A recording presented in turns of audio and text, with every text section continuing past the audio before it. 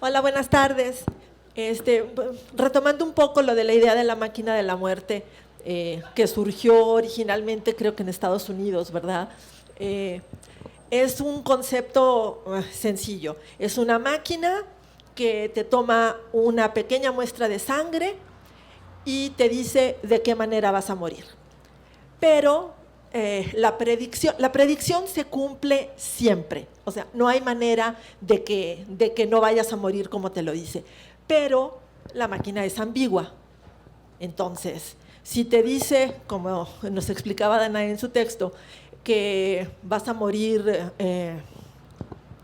por ejemplo, no sé, el ejemplo típico que decíamos, agua. Entonces dices, voy a morir ahogado, entonces voy a evitar ir al mar, voy a evitar ir a las albercas, voy a tener mucho cuidado de no bañarme en una bañera, que nada más sea el regaderazo, bla, bla, bla. Y entonces cuidas todas estas cosas porque piensas que esa va a ser tu forma de muerte y resulta que no, que vas atravesando la calle y te atropella un camión que va cargando garrafones de agua, ¿no? Entonces, obviamente la predicción se cumple, pero no sabes de qué manera. Y lo interesante de todas estas historias es que, como decía Danae, ¿qué ocurre cuando de pronto te ves enfrentado a cómo vas a morir? Que mencionaba, por ejemplo, a las compañías de seguros o a los empleadores. Pero vamos más allá, ¿no? Pongamos, por ejemplo, en las escuelas, los adolescentes. Hay una historia por ahí en la antología que se hizo en los Estados Unidos, por ejemplo, de una chica que espera cumplir sus 15 años, porque es la edad permitida, o los 16 años, para tomarte la muestra y entonces saber a qué grupo vas a pertenecer en la escuela, ¿no? En la escuela ya sabemos que los típicos, los estudiosos y los deportistas y los populares y etcétera. Y entonces esta nueva cosa, esta máquina, lo que te da es una nueva estructura, ¿no? de cómo te vas relacionando con tus amigos, con tus compañeros, con el trabajo. Es decir, es un impacto que te cambia completamente la perspectiva, ¿no? Y las historias, básicamente es eso, es explorar cómo te cambia no solo alrededor, sino a ti mismo, ¿no? Cómo modificas tu vida para tal vez engañar a la máquina, o cómo puedes librarte de esta predicción. Entonces, todas estas historias hablan de esto y esta antología en particular es muy interesante porque, ¿cuántos cuentos son? 13, y creo que 8 son de mujeres, ¿no? Entonces, la visión, ¿no? Cómo se aproximan los diferentes autores, pero sobre todo en cuanto a una visión más de mujeres y acá de los señores, ¿no? Que también es interesante ver esas como diferencias, ¿no? Sí, sí, sí. Y son todos cuentos, bueno, desde Cuernavaca, ¿no? A ver, ¿te ibas a decir algo? Casi todos, no, solo quería hacer la mención de que usualmente en las historias de esta máquina de la muerte, de este universo en el que existen estas máquinas, la máquina funciona con una prueba de sangre. Los usuarios van, meten el dedo en una especie de máquina como estas dispensadoras de pan o de alimentos, meten la muestra, pagan dinero, meten el billete, luego les toman la muestra, les toman sangre y sale un papelito que les dice cómo van a morir. En el caso de la máquina que hemos traído el día de hoy, como cortesía de la editorial Lengua de Diablo, no va a costar la predicción, es gratuita, normalmente costaría $100, hoy va a ser gratuita para todos ustedes y de la Brigada para Leer en Libertad. No les va a tomar sangre también, no se preocupen, no les va a sacar sangre. Desde que entraron la máquina ya los escaneó y su predicción ya está lista. Entonces, algo que ha ocurrido que me ha parecido muy divertido es que no todos los autores que participaron en la máquina han querido tomar su predicción de la máquina de la muerte. Varios de ellos han dicho, no, yo no, y aquí a mi derecha tengo uno, por ejemplo, que ha dicho, no, yo no quiero saber, y eso que es uno de los escritores de ciencia ficción más reconocidos en México, pero aún así este aparatejo ha dicho, no quiero. Otros sí lo han hecho, creo que más o menos la mitad y mitad de escritores sí lo han hecho. Unos van y toman 2 o 3 veces porque no les gusta la predicción y dicen, no, quiero otra, y quiero otra, y quiero otra. Y pues bueno, finalmente las predicciones que están en esta máquina son obviamente una serie de textos fantásticos, de palabras fantásticas, con elementos extraños para que no viene nada manchado, digamos, no viene apuñalado, asaltado, no viene nada así, sino son una serie de cosas fantásticas, personajes, cosas raras, para que también se diviertan un poco y se lleven su predicción de la máquina. Y pues bueno, también Gerardo que nos cuente justamente de que este brinco que dimos de volver a la piel de los elementos de ciencia ficción que también utilizan en el cuento que aparece en La máquina de la muerte. Sí, bueno, antes de contarles, porque yo les cuento un montón de cosas, primero les digo, esto fue iniciativa de Efraín Blanco, él fue el que se encontró La máquina de la muerte en internet, se leyó la antología, le gustó y luego nos lo propuso a todos nosotros. Ese es uno de los juegos bien interesantes de la ciencia ficción y que se ha manejado en muchos círculos, ¿no? Lovecraft, por ejemplo, es de los más reconocidos, que propone un universo y luego muchos escriben alrededor y ese universo crece, ¿no? Entonces, bueno, fue un juego que planteó aquí el señor Efraín Blanco y lo propuso y bueno, salió una antología de 13 historias, que ya desde ahí está la marca terrible, 13. El viernes 13 tuve que viajar y después les cuento, pero se hizo así viernes 13, dio a conocer que no es una mera, ¿cómo se llama? Superstición, gracias. No es una mera superstición. Entonces me preguntan, ¿por qué no saco algo de La máquina de la muerte? Porque soy esa clase de gente supersticiosa que precisamente gracias a que el señor Alejandro Jodorowsky inventó la psicomagia y me enseñó cómo librarme de algunos condicionamientos, ya no vivo tan atormentado por algunas cosas. Entonces, el autotormento no es parte de lo mío.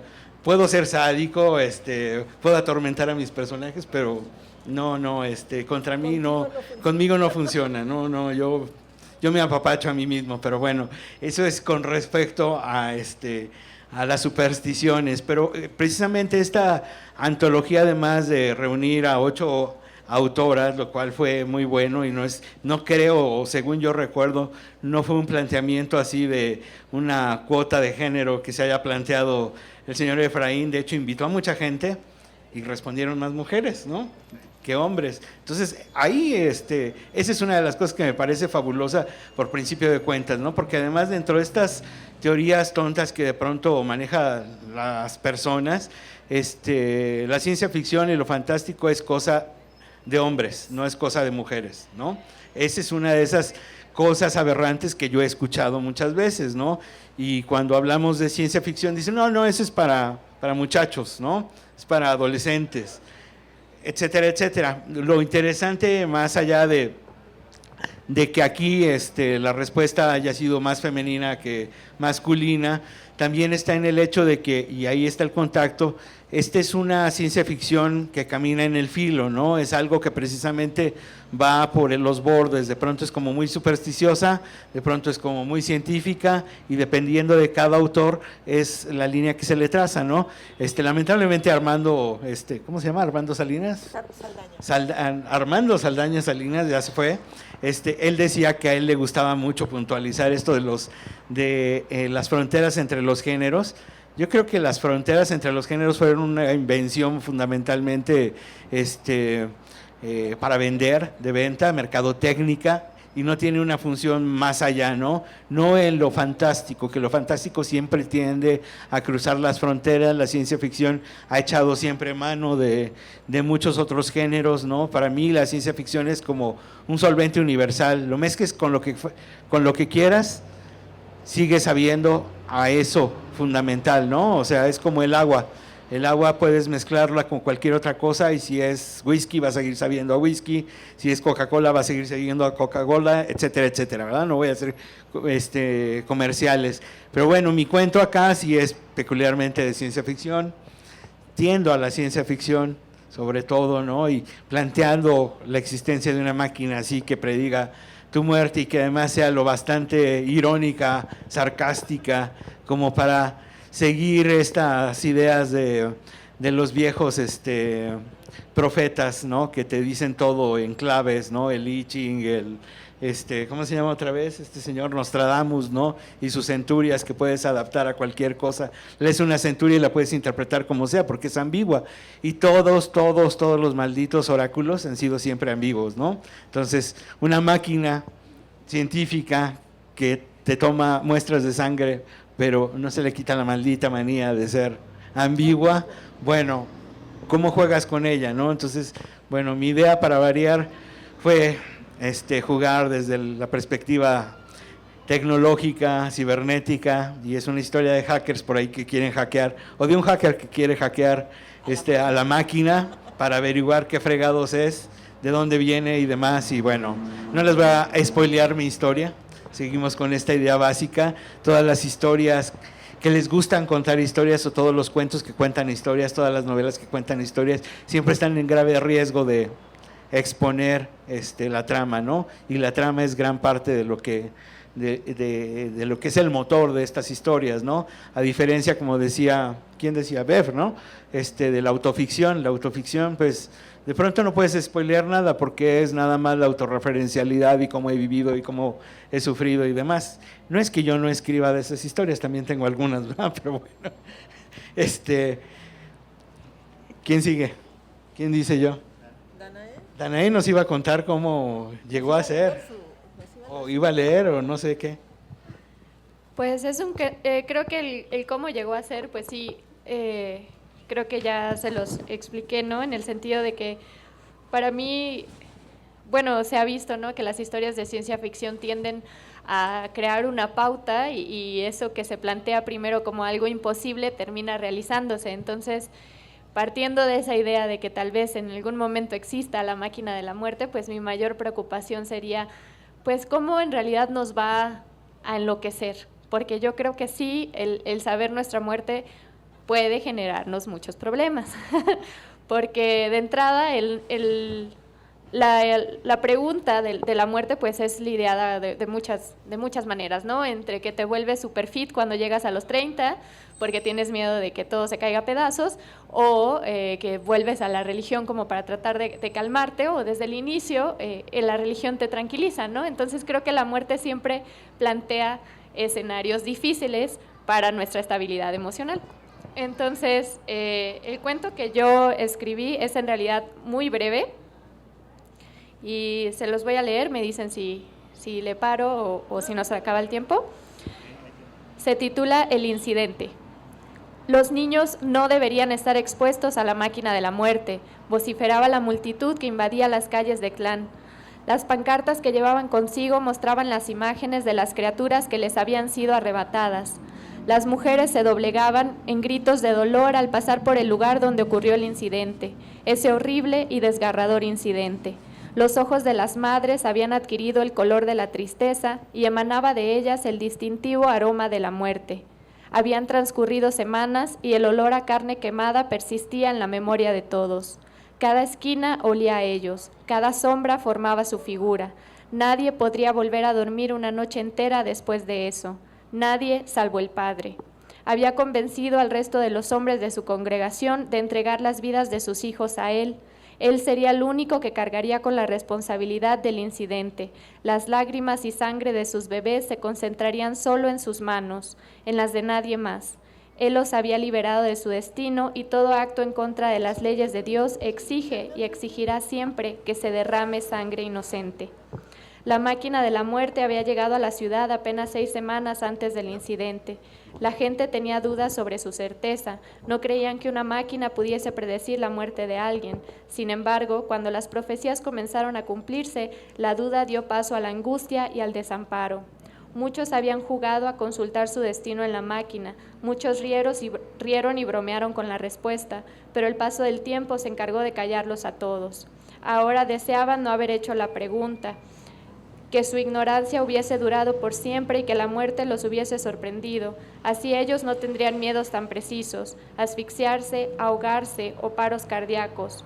El miedo creció, infectó y manchó las almas de los habitantes de Tlán.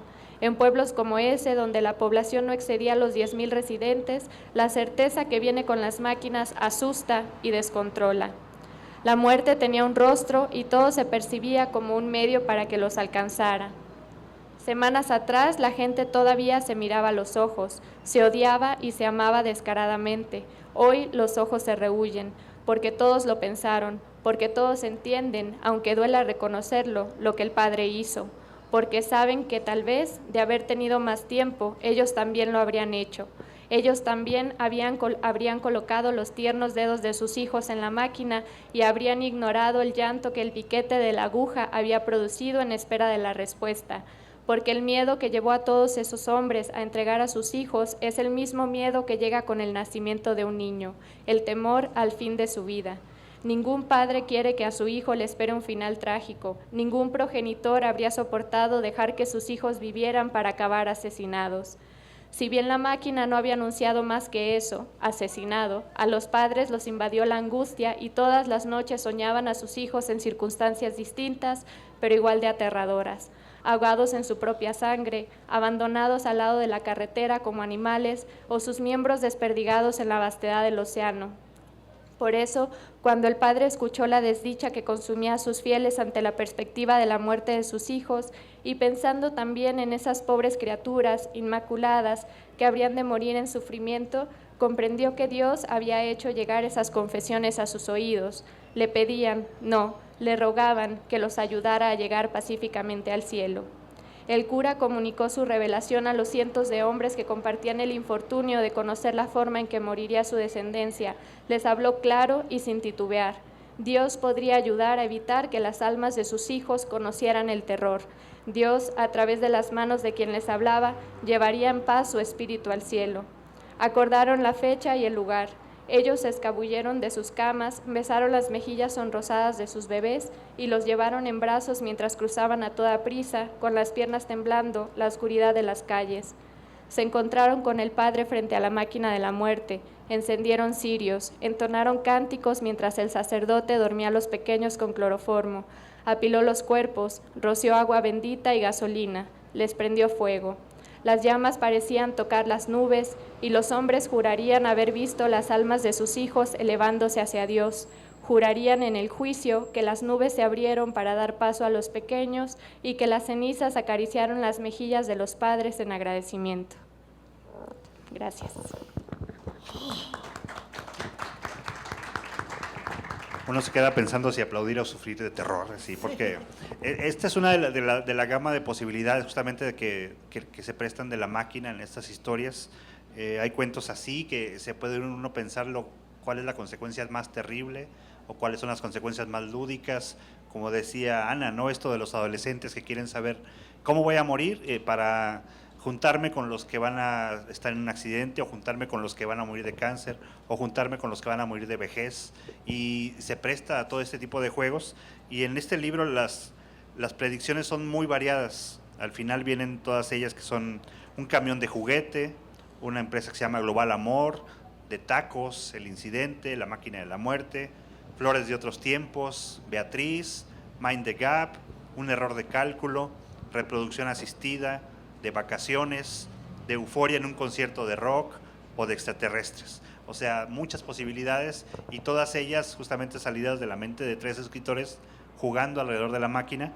Y pues ojalá se animen a llevarse no solamente Volver a la piel de Porcayo, sino también el Así vas a morir, que está de aquel lado, y no se vayan los que se animen sin su predicción. Pero bueno, ¿qué más nos cuentan de este lado? Pues igual, y si hay tiempo y leemos el mío. Claro. ¿Sí? ¿Me prestas tú? Vamos a leer otro cuento, Valero. Ya, el mío también es muy breve, pero es, como decía Efraín, la variedad, ¿no?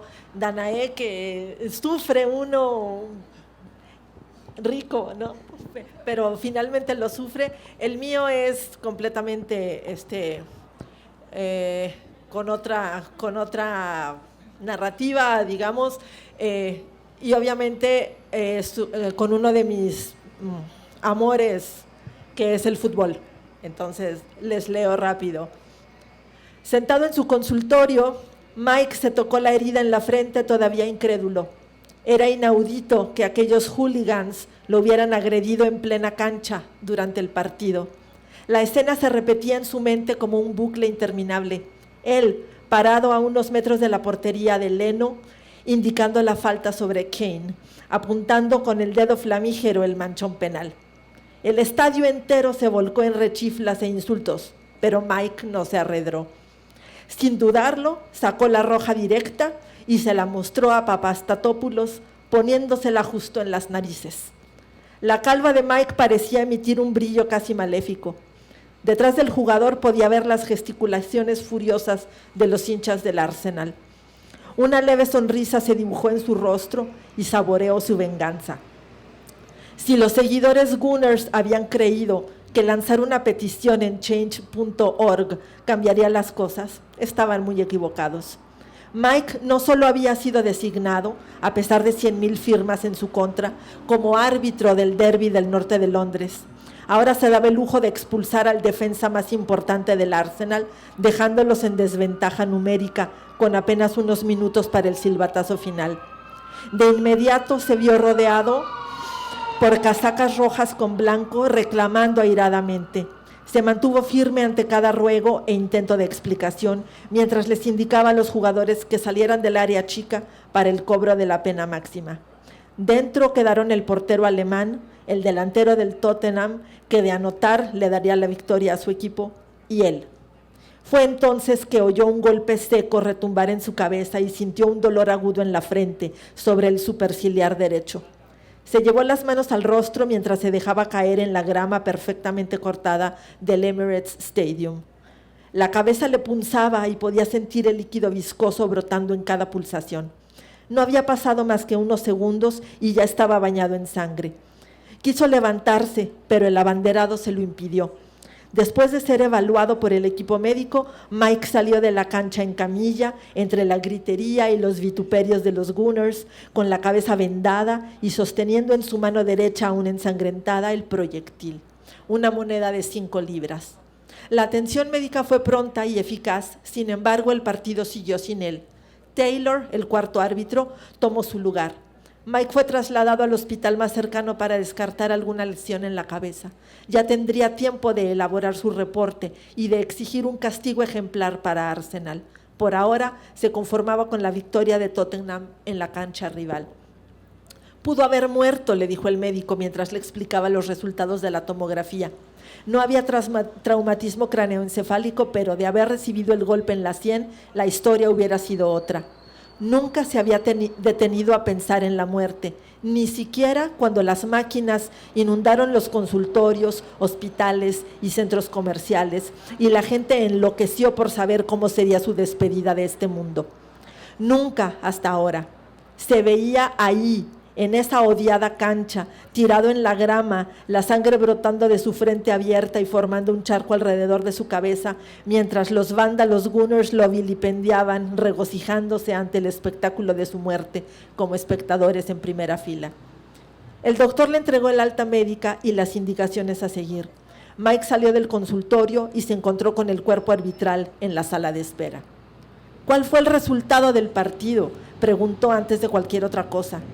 Antes de su abandono forzado, le habían dejado la mesa puesta a Tottenham para alzarse con la victoria. El penal era la diferencia y él lo había hecho posible. Taylor y los abanderados se voltearon a ver nerviosamente. «No se anden por las ramas», exigió Mike. «¿Quién demonios ganó?» 9 de 10 veces Kane hubiera anotado el penal, le respondió Taylor, pero no hoy. El remate pegó en el palo, siguió explicando el cuarto árbitro, y el Arsenal recuperó la posesión del balón. Koscielny en un pase a ras de pasto lo puso a los pies de Torreira, quien se llevó el balón por la banda derecha, desde media cancha hasta los límites del área grande. Allí le pasó el balón a Ozil, quien de primera intención puso una asistencia magistral para que Lacazette firmara la jugada con un derechazo potente, venciendo a Lloris. Ganó Arsenal 1-0. Mike no podía creer lo que escuchaba. Todo lo que había hecho había sido en vano. Todo lo que había hecho para asegurar el triunfo de Tottenham había sido en vano. La agresión en su contra hubiera valido la pena si Arsenal hubiera perdido. La cabeza empezó a punzarle otra vez. Adelántense, ahora los alcanzo, le dijo a Taylor. Hay algo que debo hacer antes de marcharnos. Las tres figuras de negro y amarillo se palmearon la espalda solidariamente y se dirigieron a la salida. Mike no lo dudó, tenía que saberlo, su tranquilidad dependía de ello. Sabía que la máquina predecía la causa de muerte con solo tomar una muestra de sangre y que, sin embargo, las respuestas se prestaban a la ambigüedad. Vejez podía significar una muerte en las postrimerías de la vida o morir atropellado por un anciano. Pero en ese momento nada no le importó. Su venganza se había visto truncada por la agresión sufrida y él no podía volver a las canchas sin saber con certeza que no perecería a la mitad de un partido a manos de un gunner desquiciado. La máquina de la muerte estaba al final del pasillo, adelante de la central de enfermeras. Con paso firme caminó hasta ella y, sin pensarlo dos veces, introdujo el dedo en la ranura indicada. Sintió un pinchazo que apenas le hizo mella y le dolía más su orgullo herido. Apenas unos segundos después, la máquina escupió la tarjeta con el resultado. 3 palabras en negro: Mind the gap. Mike leyó la frase utilizada en el metro de Londres para indicar que se debe tener cuidado con el espacio entre el andén y los vagones, sin saber qué pensar. Luego sonrió. Una cosa era clara: su muerte ocurriría en alguna de las múltiples estaciones del tren subterráneo, no en la cancha del Emirates. Volvió a leer esas 3 palabras y guardó la tarjeta en su bolsillo frontal, junto a su fiel aliada, la temible tarjeta roja. Mike retomó su trabajo como silbante 2 semanas después con renovadas energías. Si antes era un árbitro temido, ahora era el terror de las canchas. Cualquier equipo que jugara contra Tottenham, Liverpool o Manchester United sabía que si Mike era el árbitro, pitaría en su contra. Lo vivió en carne propia el West Ham cuando le sacó la roja directa al Chicharito ante una supuesta falta sobre Salah. No le importó que después le rescindieran el castigo al mexicano al demostrarse que Salah se había tirado un clavado grosero. O el Everton, que sufrió la expulsión de Walcott por reclamar una falta en su contra, que no fue marcada. Y así, jornada tras jornada, Mike esperaba ansioso el partido de vuelta del derbi del norte de Londres. Tenía influencias en la comisión arbitral y, sin vergüenza, pidió que se lo asignaran. Cuando la computadora dio a conocer los nombres de los árbitros para la antepenúltima jornada y su nombre apareció como silbante, Mike supo que Arsenal no se salvaría. Jugaría de visitante y él se encargaría de hacerlos pagar. El sol brillaba ese domingo de mayo. Los hinchas Spurs llenaban el estadio con sus casacas blancas. Tottenham necesitaba ganar sus 3 partidos restantes para asegurar el 4º lugar. Arsenal, con el triunfo, aseguraba una diferencia de 10 puntos frente a su rival, haciendo matemáticamente imposible que quedara por encima de ellos en la temporada. Así que no se jugaba el campeonato de la Premier. Una vez más sería para Manchester City. Aquí se jugaba el orgullo y Arsenal sabía que debían hacer un partido perfecto para no darle a Mike una sola oportunidad de marcarles en contra. Emery alineó a sus mejores hombres. Pochettino tenía lesionados a Ali y Dier, pero sabía que Mike odiaba al Arsenal y estaba seguro de que las decisiones arbitrales serían a su favor. Mike sonó el silbato dando inicio al partido. Intentó más de una vez marcar en contra de Arsenal, pero los Gunners habían salido inspirados y estaban dando el juego de sus vidas. El primer tiempo se fue en un santiamén y al arranque del segundo el marcador seguía 0-0. Lo que ocurrió después quedaría para la historia. Un robo de balón de Bellerín derivó en una serie de pases que terminaron en la testa de Aubameyang, quien remató para vencer a Lloris. Arsenal se iba arriba 1-0. Mike sintió que la rabia le subía desde el pecho hasta la calva. La vista se le nubló. Trató de llevarse la mano a la sien y cayó al césped cuán largo era.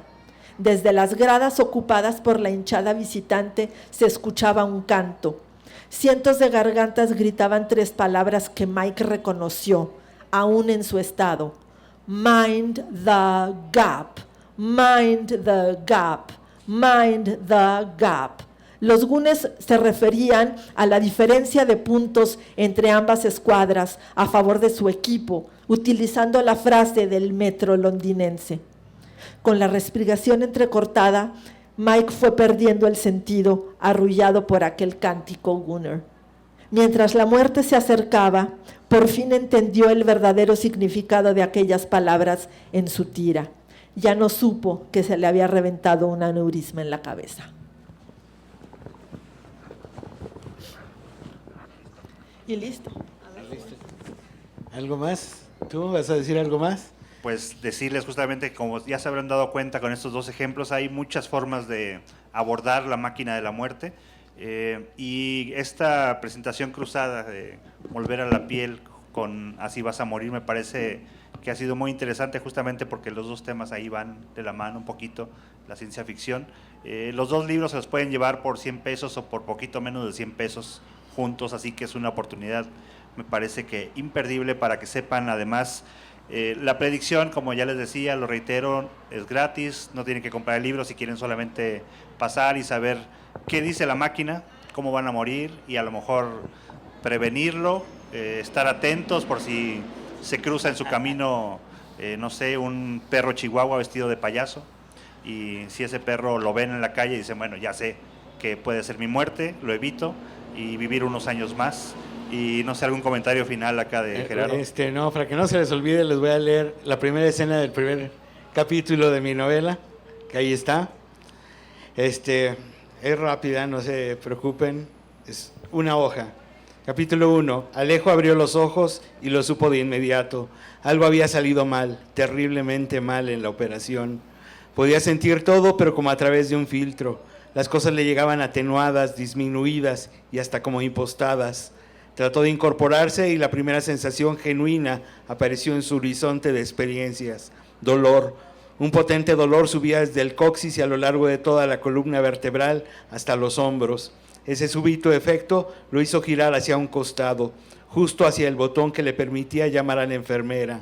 Sus manos se mostraron torpes al sostener el cilindro plástico y más aún al presionarlo. La llamada, de hecho, no resultó silenciosa, sino lo contrario. En la cabecera se encendió una torreta con luces giratorias amarillas y en el sistema auricular del cuarto una breve oración empezó a repetirse como disco rayado. Paciente 13, despierto. Esto no es un simulacro. Se requiere unidad de evaluación integral y la presencia de los médicos cirujanos en turno. Algo había salido más que mal, en definitiva. Alejo se giró para yacer sobre la espalda. Luego suspiró con algo que sonaba en exceso líquido, algo crepitante en su pecho. Y esa es la primera escena del primer capítulo.